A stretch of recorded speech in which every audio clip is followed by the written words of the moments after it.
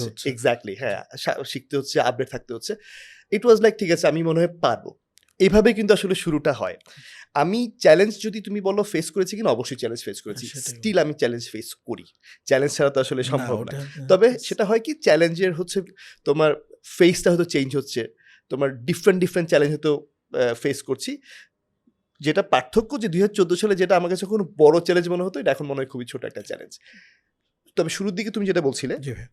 যে আমার কিন্তু এন্টারলি ট্র্যাকটা সহ চেঞ্জ হয়ে গেছে। আমি শিওর ইঞ্জিনিয়ারিং আপনি স্টুডেন্ট থেকে একেবারে আমি তো একদম মানে আর্কিটেকচার কোনো ফিল্ডে চলে মিলই নেই আসছি। যদি একদম মিল নাই, ফিল্ডের হ্যাঁ। কথা চিন্তা করতে গেলে। কম্পিউটার কমিউনিকেশন বা কমিউনিকেশন ইঞ্জিনিয়ারিং থেকে চলে আসি সম্পূর্ণ একটা ডিজাইন ফিল্ডে চলে আসছি। আমার শুরুর দিকে আমার যতটুকু ছিল সেটা হচ্ছে যে আমার সময় লেগেছে পুরো ব্যাপারটা বুঝতে। বাট আমার কাছে কিন্তু কখনো মনে হয় নাই যে এটা আমার জন্য একটা অসম্ভব অসম্ভব, something। কখনোই আমার মনে হয় নাই। আমি ইভেন আমি একটা কথা বলব যে আমি সবসময় এনজয় করেছি। আমি কখনোই হয় ওটার না যে জন্য আমি এনজয় বারবার করিনি। বলছিলাম ভাইয়া, কারণ অনেকেই মনে করে যে একটু পড়ালেখা শেষ করছো ওই রিলেটেড কোনো কিছু করতে না পারলে ইটস ইউজলেস। আচ্ছা। বাট ওটা তো না, এই যে আপনি একটা পুরো ফিল্ড চেঞ্জ করে ফেলেছেন অ্যান্ড আলহামদুলিল্লাহ স্থানাঙ্ক আমার জানা মতো অনেকটাই সাকসেসফুল। তো সেক্ষেত্রে obviously সেক্ষেত্রে আমি যদি বলি যে তুমি যদি বলো যে আমি যেখানে পড়াশোনা জি। করেছি, আমার নিজে যদি জি। এক্সাম্পল দিই, আমি যেখানে পড়াশোনা করেছি আমি কিন্তু আমার ফিল্ডের সাথে, আমার পড়াশোনার সাথে আমার প্রফেশনাল ফিল্ডে কিন্তু কোনো মিল সম্পর্ক নেই। নেই। আমি তোমাকে আমার কয়েকটা প্রফেশনাল ফিল্ডের ব্যাপারে আমি তোমাকে বলবো। ওইটার সাথে কিন্তু আমার ব্যাকগ্রাউন্ডের কোনো না মিল নাই। সেটাই হ্যাঁ, বলছিলাম। আমি তোমাকে এতটুকু বলতে পারি যে প্রফেশনাল যে একাডেমিক যে ব্যাকগ্রাউন্ডটা সেটা কিন্তু তোমাকে একটা অবস্থান দিবে। বেস দিবে। একটা বেস দিবে।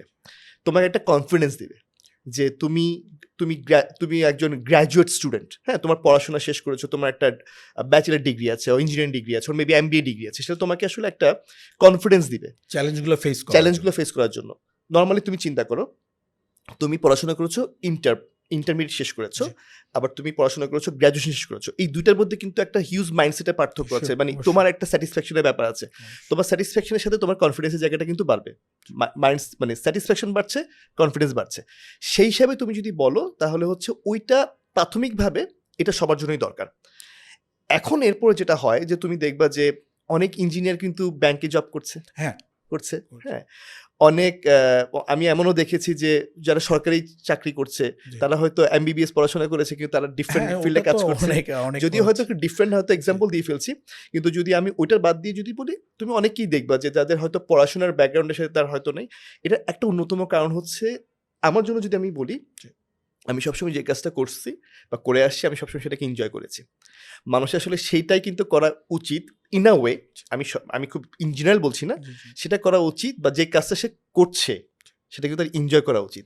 হতে পারে যে কাজটা সে ভালো করছে বা ভালোবাসছে বা ভালো লাগছে, এটার জন্য অনেকে কিন্তু চেঞ্জ করে। চেঞ্জ করে। সুতরাং এটা চেঞ্জ করাটা আমার কাছে খুব ওটা আমি সেটাই মনে হয় না। বলছিলাম যে চেঞ্জ আমার মতে করা উচিত। অনেকের ধারণা হয়ে গেছে যে এক্ষেত্রে পড়বে, তার ফিল্ডটা পছন্দ না, হয়তো বাবা-মার প্রেশারে অথবা সোসাইটি পিয়ার প্রেশারে পড়ে পড়ালেখা করে ফেলছে এই সেটাই, ব্যাপারে। হ্যাঁ। কিন্তু পরে গিয়ে আবার খুবই চিন্তা পড়ে যাচ্ছে, তার ভালো লাগছে না কিন্তু তাও কাজটা করে যেতে হচ্ছে। কাজটা করে আমি যাচ্ছে। সেটাই বলতে চাচ্ছিলাম, ভাইয়া যেভাবে করছে তাই সেটা অসম্ভব কিছু না। না, যে না, আপনি না, একদম না। হোয়াট এভার ইউ লাভ না, সেটার একদমই একটা না। ট্রাই করাই যায়। চ্যালেঞ্জ হ্যাঁ, হিসাবে হ্যাঁ, একটা নিতেই পারতেছে নিতেই যে কেউ। পারছি, এক্স্যাক্টলি।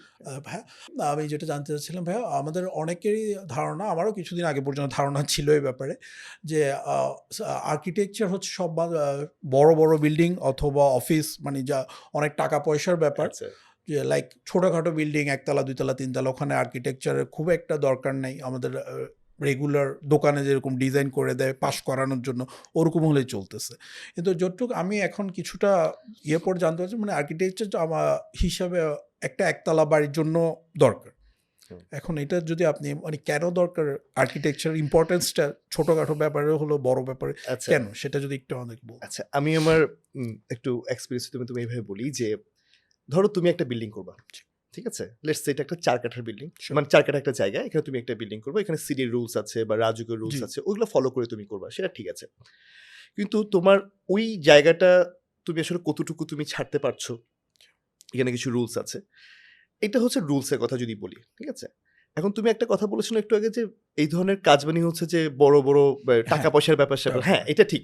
আমরা যাদের সাথে কাজ করছি তাদের টাকা পয়সা মানে বেশি। ইনভেস্ট করছে, বেশি না, ইনভেস্ট করছে, তাদের হয়তো বড় একটা ইনভেস্টমেন্টই নেবে, ওদের সাথে আমি কাজ করছি। কারণ একটা বিল্ডিং এটা তো আর অল্প কিছুর না, ব্যাপার না। এটা এটা তো বেশ অনেক বড় একটা হিউজ ইনভেস্টমেন্টের ব্যাপার। অ্যামাউন্ট। বড় একটা অফিস করছে, ইনভেস্টমেন্টের ব্যাপার-স্যাপার অনেক। আছে। এখানে আমাদের একটা কনসেপচুয়ালি একটা ভুল জায়গা অনেকের মধ্যে আছে যে আর্কিটেকচার মানে আর্কিটেকচারাল ফার্মগুলো বা আর্কিটেক্টরা বোধ হয় এসব কাজের জন্য বিশাল বিশাল চার্জ করছে, অনেক টাকা তাদেরকে দিয়ে ফেলতে হচ্ছে। ব্যাপারটা আসলে সেরকম কিন্তু নয়। তুমি যদি একটু একটু ডিপলি তুমি যদি দেখো আমরা কি নিয়ে কাজ করছি, আমরা কাজ করছি একটা বিল্ডিং এর একটা এক্সাম্পল দিয়ে, একটা বিল্ডিং নিয়ে যদি কাজ করি, আমরা proper utilization of land, perfect utilization of land, দুটা ডিফারেন্ট ব্যাপার। আমি কিন্তু কিভাবে প্রপার ইউটিলাইজ করবো জায়গায়, প্রপারলি ইউটিলাইজ করতে জানতে হবে জিনিসটা, কারণ না হলে কিন্তু আমি যে ইনভেস্টমেন্টটা করবো সেই ইনভেস্টমেন্টটা কিন্তু আসলে ওয়ার্থ হবে, প্রপারলি হচ্ছে না। আমি যখন বিল্ডিংটা করছি তখন কিন্তু আমি এখানে আলো বাতাস, খুব বেসিক কিছু ব্যাপার, আমি এগুলো বলছি খুবই বেসিক কিছু ব্যাপার আমি বলছি। আমি তার ডিজাইন যখন করছি তার কমফোর্টের কথা আমি চিন্তা করছি। আমি বলতে আমার আর্কিটেক্টরা, আমি তো আর্কিটেক্ট না, আমার আর্কিটেক্টরা যখন করছে এটার একটা 50 থেকে 70 বছরের একটা প্ল্যান নিয়ে করছি। কারণ আজকে বিল্ডিংটা একজন মানুষ সারা জীবনে কিন্তু অনেকে দেখেছে একটাই বিল্ডিং করছে, কিছু কিছু মানুষ 2-4-5টা করছে, বেশিরভাগ মানুষই তো একটা বিল্ডিং করছে। তাহলে সে কি আজকে করে আবার 3 বছর পরে করবে? সেটা সম্ভব না। তার মানে সে কিন্তু সারা জীবনের জন্য, শুধু সারা জীবন না, তার পরের জেনারেশন, মেবি তারও পরের জেনারেশন জন্য কিন্তু একটা ইনভেস্টমেন্ট করছে, তৈরি করে যাচ্ছে। এটা একদিনের ব্যাপার না, ইটস অলমোস্ট মানে 6 to 7 ডিকেডস এর একটা ইনভেস্টমেন্ট সে করছে। ওইটা কিন্তু ধরো তোমার যদি প্রপার যদি ডিজাইন না হয়, তোমার যদি সেখানে ডিজাইন মধ্যে আর্কিটেকচারাল ডিজাইন যদি প্রপার না হয়, তোমার যদি তোমার স্ট্রাকচারাল ডিজাইন যদি প্রপার না হয়, তোমার এখানে অনেক ধরনের সমস্যা হতে পারে। একটা বড় সমস্যা হতে পারে, সেটা হচ্ছে তোমার কস্টিংয়ে। ঠিক আছে, আমরা অনেকেই আছে, আমি যারা কন্ট্রাক্টর আছে তাদের প্রতি একদম মানে খুব ডিপ শ্রদ্ধা রেখেই বলছি, কন্ট্রাক্টর ডিপেন্ডেন্ট হয়ে যদি তুমি কাজ করো তাহলে কখনোই বলতে চাচ্ছিলাম যে মানে বেশিরভাগই ধারণা হয়ে গেছে কন্ট্রাক্টর করে দিচ্ছে, এখানে তো আলাদা করে ডিজাইন করা, আলাদা করে কিছু না, কিন্তু বুঝবে যখন ইউজ করতে যাবে তখন। আমাদের কাছে যেটা হয় কি, আর্কিটেকচার ফিল্ডে যেটা হয় যে শুরুর দিকে হয়তো কোটেশন বিউকে একটু বেশি বেশি মনে হতে পারে, কিন্তু ওইখানে তো কোনো হাইট কিছু নাই, মানে কোনো হিডেন কিছু নাই। কিন্তু যখন তুমি এর বাইরে যাবা তখন তোমার অনেক কিছুই তুমি বুঝবা না, করতে গেলে তুমি বুঝবা। তার মানে এখানে তো আমি কিছু কয়েকটা পয়েন্ট তোমাকে বলেছি। একটা হচ্ছে তোমার প্রপার ইউটিলাইজেশনের ব্যাপার আছে, তোমার কমফোর্টের ব্যাপার আছে, লাইট, তারপরে হচ্ছে তোমার এয়ার, এগুলোর ব্যাপার আছে, লংজিভিটির ব্যাপার আছে, সাস্টেনেবিলিটির ব্যাপার আছে, ডিজাইনের ব্যাপার আছে, সৌন্দর্যের ব্যাপার আছে, অনেক কিছু। তুমি যদি এত কিছু তুমি চিন্তা করো, যেটা একজন আর্কিটেক্ট দিতে পারছে বা একজন ইঞ্জিনিয়ার দিতে পারছেন, মানে আমি যদি বলি যে স্ট্রাকচার ইঞ্জিনিয়ার দিতে পারছেন, তো সেই সব করলে কিন্তু আমরা যে ফিটা নেই ইজ ভেরি নমিনাল ফি আসলে, তুমি যদি চিন্তা করো। প্লাস প্রপার ডিজাইন, ভালো একটা ডিজাইন কিন্তু তোমার ওভারঅল কস্ট কিন্তু তোমাকে সেভ করে দিবে, ভালো অ্যামাউন্টটা সেভ করে দিবে। আমি সেটাই পড়ছিলাম একদিন, মানে ওনারা যে ইয়েটা কন্ট্রাক্টর বা অথবা এমনি মিস্ত্রি যে হিসাবটা দেয় সেটার সাথে অনেক কিছু অ্যাড হচ্ছে আমাকে ইয়ে করে হচ্ছে। আর যেটা সৌন্দর্য যে ব্যাপারটা বললেন আর ইউটিলাইজেশনের, যে অনেক জায়গাতে দেখা যাচ্ছে যে ঘরের মাঝখান দিয়ে বিম একটা চলে গেছে, হাঁটা চলার মধ্যে বাধা সৃষ্টি হচ্ছে ওই জায়গাটা দিয়ে। তো এখন আর্কিটেক্ট তো যখন ফার্স্টেই একটা প্রপার ইয়ে দিয়ে দিচ্ছে কি কি লাগবে, সেক্ষেত্রে এখন মানুষজন ওটাকেই বেশি মনে করতেছে, ওরা পরে অ্যাড যেটা করতেছে ওটাকে বেশি ভাবতেছে না। এটাই আমাদের মেইন সমস্যা। মানে তুমি একদম রাইট পয়েন্টটাই মানে পয়েন্ট আউট করেছো, যে তুমি যদি মনে করো যে আমি শুরুতে যদি একটা খরচ বের করে ফেলতে পারি তাহলে একরকম হবে, আর আমি শুরুতে মনে হবে যে অত বেশি না, কিন্তু তখন তুমি দেখবে যে আস্তে আস্তে বাড়বে, অ্যাড হচ্ছে। আলটিমেটলি ব্যাপারটা কিন্তু অনেক সময় কিন্তু তোমার বাজেট ফেল করে। আমি এতটুকু বলতে পারি যে এই ধরনের একটা ইনভেস্টমেন্টে বাজেট ফেল করা is not a good thing. হ্যাঁ, একজন মানুষের সারা জীবনে এটা, হ্যাঁ, তখন দেখা যায় তুমি অনেক জায়গায় তোমার এক পর্যায়ে হয়তো কোয়ালিটি কম্প্রোমাইজ করতে হচ্ছে বা অনেক ব্যাপার স্যাপার, বা শুরুতে জেনে যাওয়াটা ভালো।